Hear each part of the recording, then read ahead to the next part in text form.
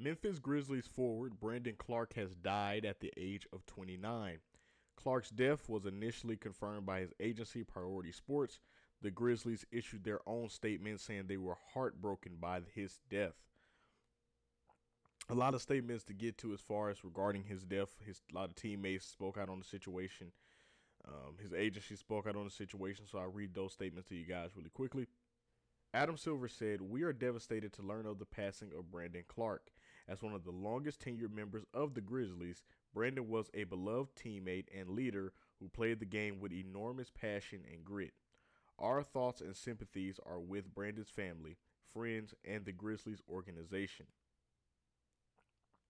The Grizzlies issued their statement saying, "We are heartbroken by the tragic loss of Brandon Clarke. Brandon was an outstanding teammate and an even better person whose impact on the organization and the greater Memphis community will not be forgotten. We express our deepest condolences to his family and loved ones during this difficult time." Ja Morant said, "This hurt, BC. Love you, broski. Going way too soon."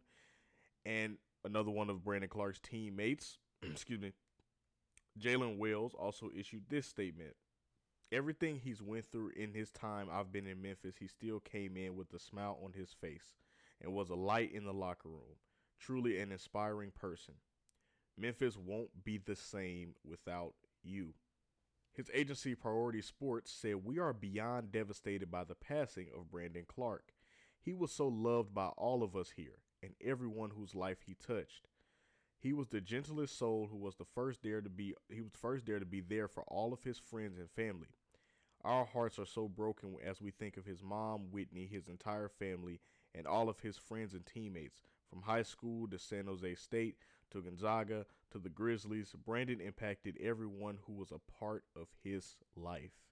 Some interesting developments did come out about what may have led to his death, according to TMZ Sports. According to authorities, the Los Angeles Fire Department responded to a 911 call of a medical emergency shortly after 5 p.m. on Monday, NBC Los Angeles reported. When paramedics arrived, they declared Clarke dead. Drug paraphernalia was found in the home, and the incident is being investigated as a possible overdose. So, as you guys heard, all those various statements that multiple people that was around Brandon Clarke and that were familiar with him released, just to give everyone an idea of how loved he was and how he was looked at from people that were around him and people that was in his life. Also, guys, you guys heard the statement at the end of what is being investigated at the moment that could have potentially led to his death. It's uncertain at this time, but they think that maybe they're investigating that to see maybe that has something to do with it. Again, uncertain at this time, but that's just what's going on. Again, that's according to TMZ. But as you guys heard the statements of the multiple people that were in his life and were around him and that knew him and that were, friends of him and family of him and his teammates and stuff like that, it's very sad to have to, talk about stuff like this. Unfortunately, it is our reality. We do have to talk about, it's a part of life. Part of life is ultimately death. I mean, unfortunately. But I want to say that it's definitely not easy, talking about this at any point in time. But I love that all of the people that were close to him made it a point to really emphasize how much he was loved and how much of a great person he was. I'm glad they took the time to really stress that point and really, at least that was the energy that I got from the statements and everything that were released. And obviously when any player, passes away, it's always a thing of, teams, or teammates or friends, paying condolences and stuff. But with Brandon Clarke, from what I read in the statements and how it seems like people felt about him, it seems to me like he was really a genuine person to have around you, a supportive person, a loving person, just a great person to have in your life. And it's very unfortunate, like Ja Morant said, that he left this soon, 29 years of age, and he's gone. That's unfortunate. He was able to play 7 years in the NBA. Made the All Rookie First Team in 2020. Um, so just so much stuff that he did have a chance to accomplish, but still so young. And by so much to accomplish, I mean he had a chance to play in the NBA and play on playoff teams and play with great players and stuff like that. But beyond basketball, just as they described, he was just a great person that we no longer have anymore. His teammates no longer have anymore. His family no longer have anymore. But with him moving on, I'm sure at least I know from what I used to watch him play basketball. Obviously, that's where I was familiar with him from. Him playing basketball, from what I remember from him playing basketball, and now I'm learning about him as the person that I really didn't know much about, but I'm finding out more about him as the person. I'm sure people around him, his teammates, the team, all that kind of stuff, I'm sure all of these people that were around him and that knew him, I'm sure they'll celebrate his legacy, and I will too. It's just unfortunate that, you never know when it's going to be the end. That's why if you have anyone around you, and I don't care if be at odds with them, whatever. If you can, squash it and just be like, hey, look, I love you. We might have our little differences or whatever, but hey, I love you, because you never know, man. You never know when is the last time you're going to see someone. And I know that's a cliche, but it's true. You never know when the last time you're going to see someone or talk to someone or be around someone. The Grizzlies didn't know the last time that Brandon Clarke was in the training facility or around the team. They didn't know that was going to be the last time they saw him. They didn't know that. They were just, oh, that's Brandon, or whatever his nickname might have been, or that's Clarke. They didn't know that was going to be the last time that they see him in the flesh. The last time they see him alive was going to be that. They didn't know that. But from what I'm hearing about the messages and stuff like that, from the energy that I'm getting from the messages that they put out, it sounds like that they all respected and knew how much of a great person that he was. And I just hope that they let him know that as well while he was still here. I hope that they let him know how much they valued him while he was still here, because you could tell, or at least from the energy I'm getting from the messages that were out, you can tell that he really was a person that they liked having in their lives. And that means, and I'm talking about everyone, as far as everyone who was close to him, like his teammates and the Grizzlies organization, stuff like that. They really like having him around. He sounds like he was one of those people that made a great impact personally. Like it goes beyond. He was one of those players that it sounds like, I'm not sure, I never had a chance to meet him, but it sounds like, from what I'm getting from the messages and stuff like that, it sounds like he was one of those players that goes beyond basketball, like, or beyond work for that matter. Some players, I'm sure you guys know what I'm talking about. Some players you could tell, or some players you hear about, one of the cliches you'll hear is in like football or any sport, oh, they were just a football player. They were just a basketball player. Basically what that means is they did their job, which was basketball or football or swimming or whatever the sport may have been. They did their job. But once they did what they were obligated to do, they weren't that good of a person, or they weren't that genuine of a person, or they weren't that real as a person. They weren't one of those people that you would have around if it wasn't for the fact that they were a great player, or the fact that they were bringing something to you. If it wasn't for that, you probably wouldn't have them around. It doesn't sound like that was the case for a player like Brandon Clarke. It sounds like they really liked having him around. He was one of those players that, beyond basketball, you would like having in your life. He's really sounded like one of those players. And obviously, like I said, I didn't know him personally. I only knew him for what he did, which was basketball. Um, but I can say this, and obviously I've never seen him, seen him very intense either. But I can say this from the things that I did watch of him when he was playing, and when he was playing, when he was doing his job, excuse me, which was basketball. I never seen him. I never seen him behave in a way that would have made me think that he was a not so good person or was a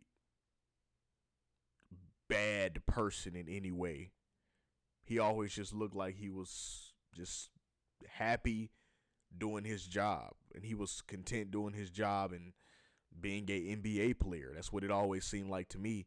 And getting to know the personal side of him now from his teammates and people that were close to him, it exposes myself to, and I'm sure you guys, some of you guys as well, to a personal side that I never even knew was, which I'm sure I was always kind of figured he did, but I never really knew how much of an impact that he had in the lives of the people around him. So, but it sounds like that he really impacted them a lot, and they will definitely miss him, like John Morant said. And going back to what his teammate Jalen Wells said, he said that whatever he was going through, he always came to work with a smile on his face. And the message that I got from that was two things. I got that, yes, he was a resilient person, meaning that he wasn't going to let what was going on in life stop him from being him as far as being happy in life.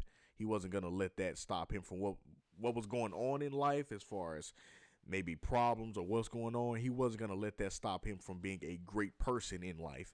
He wasn't going to let that stop him. And he wasn't going to let that change him into being a different kind of person than what he was. He stayed being a great person despite of the problems he was going through. At least that's what it sounds like. So the message that I got from that was the fact that he was definitely resilient, but also the message or the energy that I got from it was, it kind of almost put me in the idea of, and obviously this is still being investigated, so don't, take chill on his word right here, because it's still being investigated. We don't know. It's uncertain at this time. Why, what his cause of death was is still uncertain at this time. But it gives me the idea, obviously we don't know, but it gives me the idea of, I wonder when his teammate Jalen Wells said whatever he was going through, I wonder if he was going through anything personally. I wonder if he was struggling with anything behind closed doors. Was he just being strong for his teammates and people around him? Was he putting a smile on to go to work or to be around the people that loved him or the people that was in his life, and then he goes home and deal with the things that he's dealing with and have to be, down about it? I wonder if he was struggling with anything. I wonder if he was hurt by anything. I wonder if he was like in a place to where he just was hurting. I wonder if he was in a place where he was just hurting. And I hope that's not the case. I hope, it was just, maybe a natural causes thing. But I just, it's always a thing, man. Like I said earlier, just check on the people around you. Make sure they aren't, dealing with anything that can make them feel like they aren't valuable enough to be on this earth, to be in this world. Make sure the people around you are good, man, because I hope he wasn't dealing with anything, and the fact that he felt like that he had to be so good of a person, the fact that he maybe felt like that he couldn't be vulnerable because he was maybe the person that everyone vulnerable came to help them get over their vulnerability or their problems, what they were going through. What if he felt like, okay, I'm that for everyone else. I don't have anyone for me to go to, so I just deal with it myself. I hope it wasn't a thing like that. So I hope that's not. I hope that wasn't the case. I hope he wasn't struggling with anything mentally or anything that he was, dealing with or anything that he was hurting with, in private. I hope it wasn't anything like that. Like I said, they're still investigating whether it could have been a suicide or not. They're uncertain at this time, so they'll look into that and see. But at this time, they're uncertain. Only thing we know right now is that he has moved on. He has passed away once again at the age of 29 years old, which is insane to think about. But he's in a much better place now, and I wish the best for him and his I wish the best for his family and his friends and the people that knew him and that were close to him. I wish the best for you guys, because the way you guys describe him and the way you guys talk about him and the great energy that you describe that was in him, it must be very unfortunate and it must suck to lose that person and to lose that kind of support that it seemed like he provided. It sucks to lose a person like that. So for you guys to be in that situation, I wish you guys nothing but the best. My condolences go out to his family, his friends, everyone that was close to him and around him that knew him. My condolences go out to all of you guys. My heart goes out to all of you guys, and just know he's in a much better place now, and he's looking down on all of you, smiling and hoping the best for all of you guys. Just because he's not here physically where you can touch him doesn't mean he still isn't looking down over you, watching your every step, still with you in your heart every single step of the way. So he's in a much better place now, though. But this is still a fortunate, sad situation, man, honestly.